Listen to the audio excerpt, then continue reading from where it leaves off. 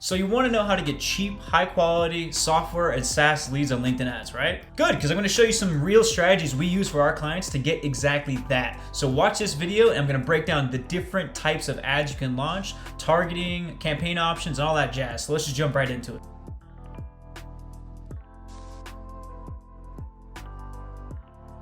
And really quick before I jump in, please hit that subscribe button, click the little bell, leave a comment, leave a like. I love it. It tells the algorithm that this content is good and it keeps me going and it helps me sleep better at night. So let's jump right in.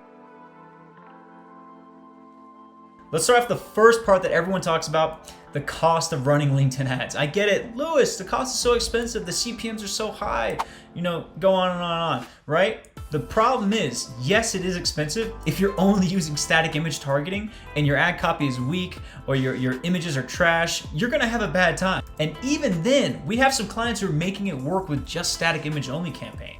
But if you really want to get your LinkedIn ads CPM, cost per 1,000 impressions, down, and ultimately your CPC, cost per click, use video. Test with video early on in your LinkedIn campaigns. And with LinkedIn rolling out their new retargeting based on watch time soon, you can now retarget those audiences just like you can on Facebook who have watched it like 75% of the way or something like that. In short, video is an amazing way to drop your CPMs and drop your costs on LinkedIn.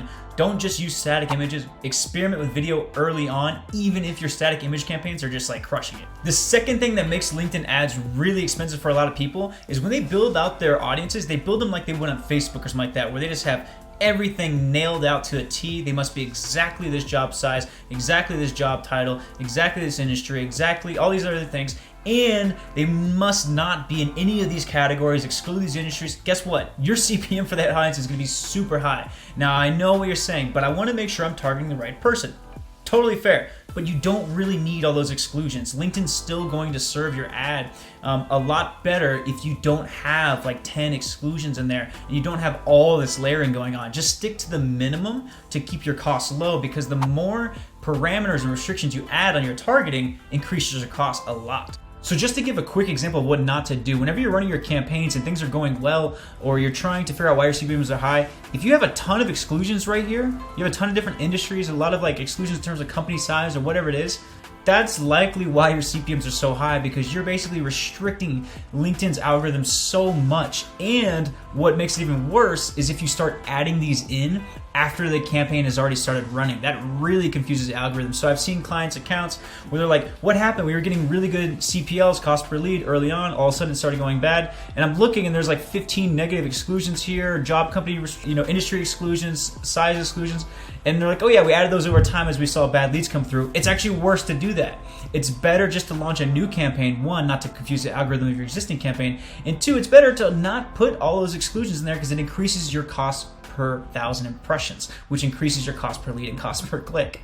So for SaaS, you want to keep your payback period as low as possible, ideally like 3 to 6 months. Ideally, getting profitable on first purchase would be great, or first click, but a great way to avoid overspending is to keep your audiences more simple. The last thing that increases costs on LinkedIn, ironically enough, is not spending more money. So what I see a lot of times with software companies and SaaS companies, they'll throw a little bit of budget at LinkedIn, don't really get any sales right away, and just throw their hands up and give up, right? LinkedIn's not for us, the CPMs are too high, there's no way these numbers can make sense. I've heard it all before. But if you experiment more with more budget and you're testing out different audiences, especially ones that are less restrictive, and you're testing out different video campaigns and different offers, and you're getting different CTRs, that's when you can start to drop your costs, especially if you're trying out things like lead gen campaigns mixed with video, mixed with a low friction ask up front, like a lead magnet, rather than just buy our stuff right now. That's when I see things start to drop a lot, when you're spending the extra money to do the extra experimentation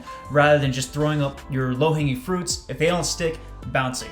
Don't do this. You need to spend at least a few thousand on LinkedIn to really get an idea of what audience you can target for the best cost that's close to your ideal customer, and with what medium, whether it's lead gen forms, whether it's videos, whether it's sending them to a lead magnet, then retarget them, whether, there's different ways to skin a cat on LinkedIn ads, and that's how you bring your costs down. It's really good. Actually, yes, it's the best for B2B targeting of any of the ad platforms, because the job title targeting is so much more accurate than Facebook's, for example. So don't sleep on LinkedIn if you're a software company. It's really good.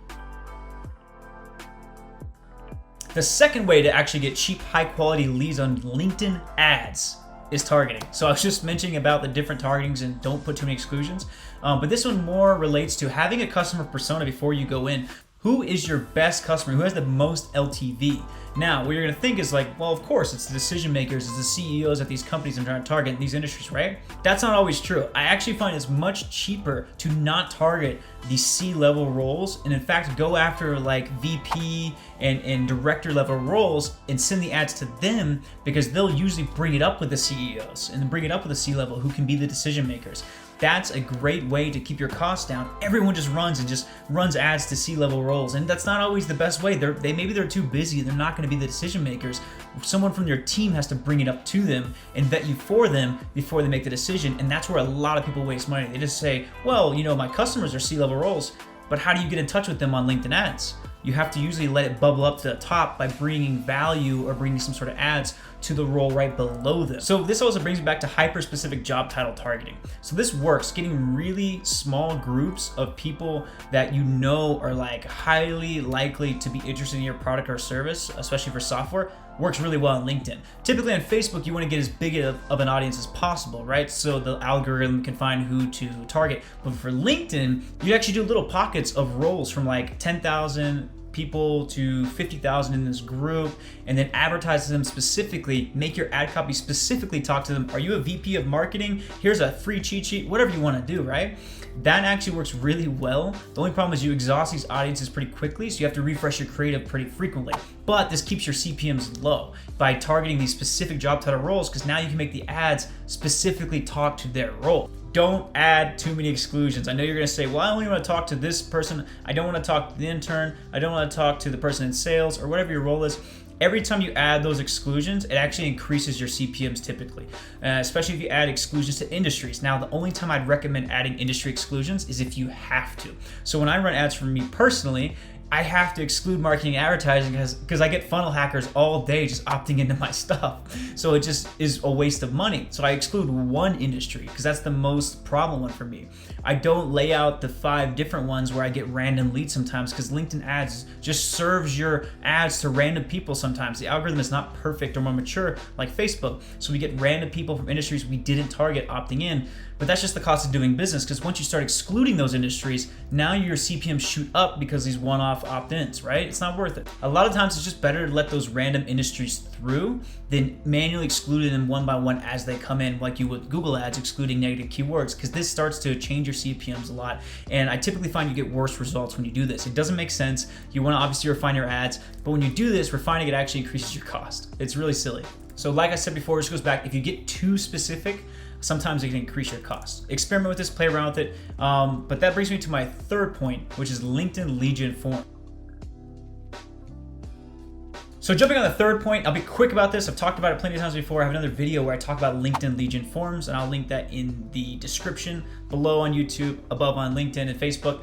But basically this pre-populates the user's data with their data on LinkedIn. So it's less friction. They don't have to manually sit there and type in their first name, last name, and email. It just pulls it from their LinkedIn profile. This typically leads to cheaper cost per lead, but the quality can be a little bit lower and the intent can be lower because it's so easy to opt in. So you need to make sure you have a nice funnel or some sales rep or someone hitting them up after they opted in, because these leads are very cold. They're not like someone searching on Google for your brand and looking to buy right now. So you have to nurture them better and get them along the funnel, put them through an email sequence, give them some value, reach out to them, jump on a call, attack them much harder than you would a hot lead coming through. And here's some quick stats that we pulled from the internet about LinkedIn lead gen forms. 90% of B2B business owners reduce their costs per lead by integrating lead gen forms into their marketing strategy. And it makes sense. It's just super frictionless. You've probably seen it. You're just scrolling. You're just like, oh, I want this. Let me one tap opt in. Great, you've opted in. We'll send it to your email. Like, it's super frictionless. And I really recommend trying these out, especially with video at the top of the ad to reduce your CPM. So you're winning on both fronts. And going back to the ads, you really want to create attention-grabbing ads. Now you're like, wow, Lewis, what a secret. No, but I mean it when it comes to the video content, or if you're going to use static images, make them really good and pop. So typically if you're doing video, you want to keep the video in a square format so it takes up more screen real estate while they're scrolling. And I've tested this out too as well, and I see slightly higher CPMs on my horizontal videos that we run versus the ones that I put the horizontal and I put like text at top and I put text on the bottom in the video, those typically get slightly cheaper CPMs. You also want to mention whatever the lead magnet is in that extra space you have in the video ad itself. So whether it's like a cheat sheet or something like that, mention the lead magnet at the bottom, even have an arrow pointing to the offer they can click. And I find that reduced my cost as well. So you're trying to stack essentially in LinkedIn ads because the cards are basically against you with the high CPMs. So you're finding every little lever you can pull to drop your cost back down. Lastly, a lot of people make this mistake. This is the biggest mistake I see in LinkedIn ads. When you have a campaign that is performing, do not, I repeat, do not make edits directly into that campaign. Do not make modifications to the ad. Do not start adding exclusions to that campaign. LinkedIn ads is like walking on eggshells. You start adding exclusions that make sense logically, or you start improving the ad copy a little bit, you'll see your CPMs and CPLs and costs just shoot all over the place. And I think the reason this happens is because it kind of confuses the algorithm. So what do? If you can't touch the campaigns, it's performing well, how do you scale it up? How do you do more experiments? Duplicate it. Duplicate the campaign so you can leave the original one running, so if anything bad happens to the new one, you can just shut it off. You can also see what changes brought you better results, whether it was a new ad or new ad copy. Don't start adding a bunch of ads into the campaign that's working well. I find this typically backfires. Don't start adding a bunch of exclusions to the campaign that's working well. Don't start changing your roles. Because then there's no real change history in LinkedIn ads. So you can find out exactly what went wrong and what was working well before. So make a copy of it, make your new iterations in that copy, make your new ads in that copy, and then start to see if it performs just as well or better than your other campaign. So I hope you got some value out of this video. If you did, hit that damn subscribe button, please, and hit the bell, leave a like, do whatever you want. Really appreciate it. Trying to put out more content frequently, so I love it when you guys leave comments or ask me any questions you have. I've seen people asking questions on us. I'm more than happy to answer them and go more in depth.